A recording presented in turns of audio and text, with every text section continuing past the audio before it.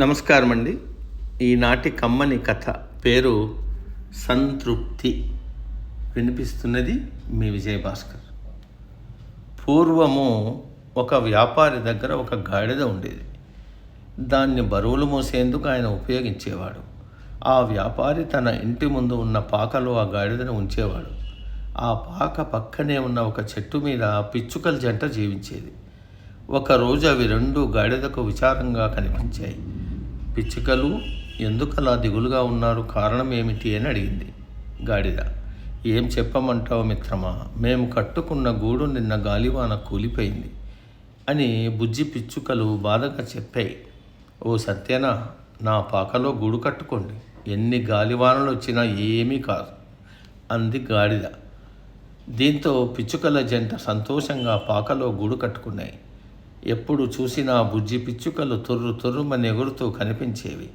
వాటిని చూసిన గాడిద, నాకు రెక్కలుంటే ఎంత బాగుండు అని అనుకుంది. ఇదే విషయాన్ని పిచ్చుకలతో చెప్పింది. మీకు ఎంత చక్కగా రెక్కలున్నాయి, మీరు ఎప్పుడు కావాలంటే అప్పుడు స్వేచ్ఛగా విహరిస్తున్నారు. జీవితం అంటే మీదే, నా బతుకంతా నా యజమానికి సేవ చేయడానికే సరిపోతుంది అంది గాడిద. ఈ మాటలు విన్న పిచ్చుకలు, మిత్రమా, మేము రోజు నిన్ను చూసి నీది ఎంత అదృష్టం అనుకుంటున్నాం. నీ యజమాని నీకు సమయానికి ఆహారము, నీళ్లు ఇస్తున్నాడు.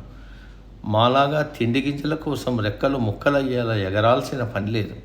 ఉండటానికి గూడు కట్టుకోవాల్సిన అవసరమూ లేదు. నిన్ను నీ యజమాని కంటికి రెప్పలా కాపాడుకుంటాడు. మమ్మల్ని చూడు, ఏ పక్క నుంచి ఏ గద్ద వచ్చి తన్నుకుపోతుందో, ఏ దిక్కు నుంచి ఏ పిల్లి వచ్చి తినేస్తుందో అని మాకు క్షణక్షణము భయమే. ఇంత దీనంగా బతుకుతున్న మమ్మల్ని చూసి నీ జీవితంతో నువ్వు అసంతృప్తి చెందుతున్నావంటే మాకు నిజంగా ఆశ్చర్యంగా ఉంది అన్నాయి.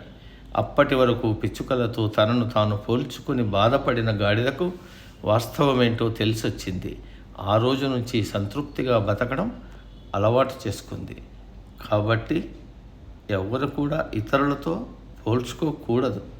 భగవంతుడు మనకి ఇచ్చిన దాన్ని మనం సంతృప్తిగా అనుభవిస్తున్నామా లేదా అని మాత్రమే చూడాలి.